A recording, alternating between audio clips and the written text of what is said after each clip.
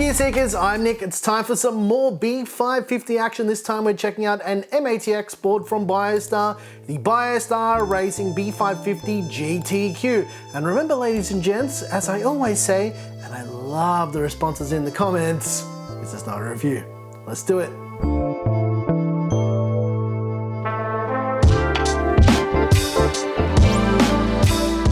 Alright, ladies and gents, as usual, you should know this by now. These motherboard videos are not reviews, they're basically overviews so you get an idea of the feature set with these brand new boards and what comes in the box. And as you're about to find out, there's not a whole lot with this motherboard. So without further ado, let's check it out. Alright, ladies and gents, let's check out the BIOSTAR Racing B550 GTQ. This is an MATX B550 board from our friends over at BIOSTAR. So let's get the motherboard out of the box so we can take a little bit of a close look at this brand new B550 board. Alright, first up we've got this round circular plastic device that no one can use and no one has a drive to access, and I'll keep complaining about this until we get USB sticks. Okay, next up we've got 4 SATA cables or SATA cables for your 2.5-inch SSDs or your spinning rush drives.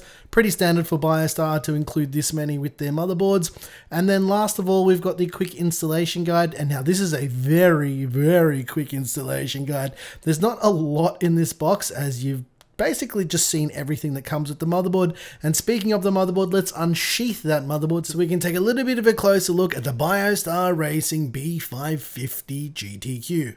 There's a front panel audio header. There's 2 PWM fan connectors for things like fans and AIO pumps.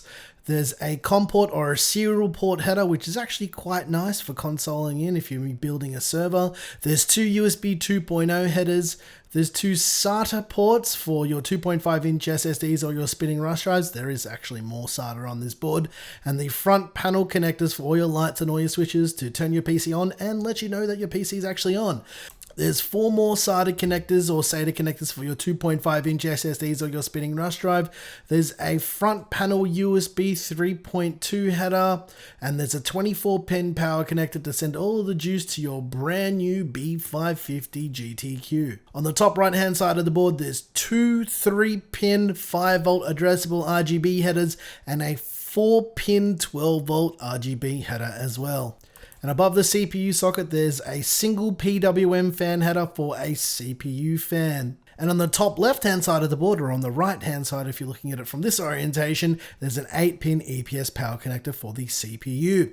Now, this board is actually quite interesting with its layout. It's got 2 by16 PCIe slots. The top one is a PCIe Gen 4 slot. The bottom one is a PCIe Gen 3, but they're both wired by 16, and there's also 2 by 1 slots as well. And because this motherboard is B550, it does not require active cooling, so it's just got a standard heatsink on the chipset itself. It's got a standard AM4 socket for Ryzen 3000 CPUs and above. It does not support the 3200G or the 3400G at all. The VRM layout, from what I can see on the board, looks to be a 6-phase digital VRM setup, and the heatsink for the VRM is underneath the I/O cover. The whole I/O cover, like some other boards, isn't actually the heatsink for all the VRMs. The board's got 4 DDR4 RAM slots that support up to 128 gigs of RAM at 4400 MHz overclocked.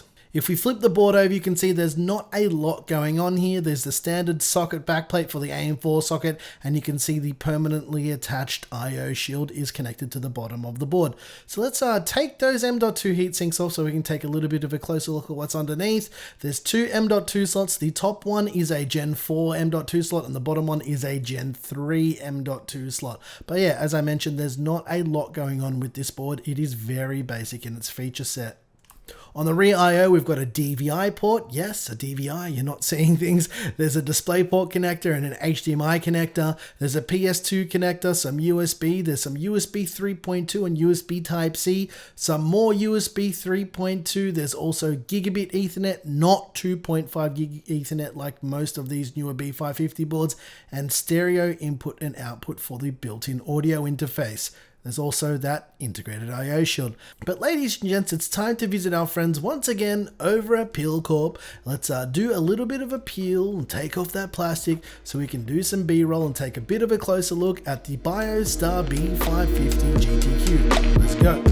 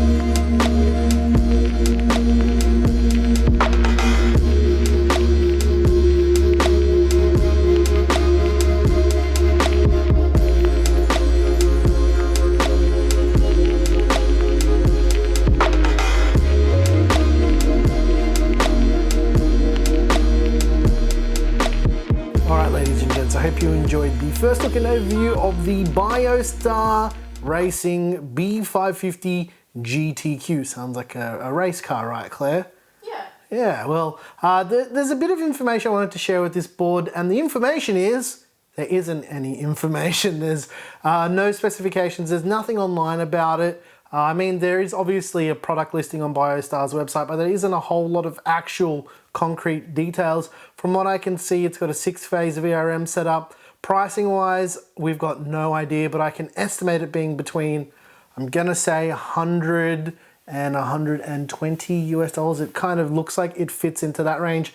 I'm gonna say this is gonna be a more budget focused B550 board for those out there who really wanna get into B550 and the better feature set of B550 and not go A520 whenever that's going to be coming out. I'm not quite sure about that, but yeah, I thought I would want to share it because this isn't a board that you would typically actually be able to find to buy in most Western countries, but I do find this stuff super interesting because you will be able to find it on the internet if you can get it internationally, but there's not a lot of people in the English speaking regions like Australia, like we are here, that cover these boards. So when BIOSTAR asks, whenever they ask us if we want to get our hands on one of these, I say yes, because I do find this stuff actually pretty interesting.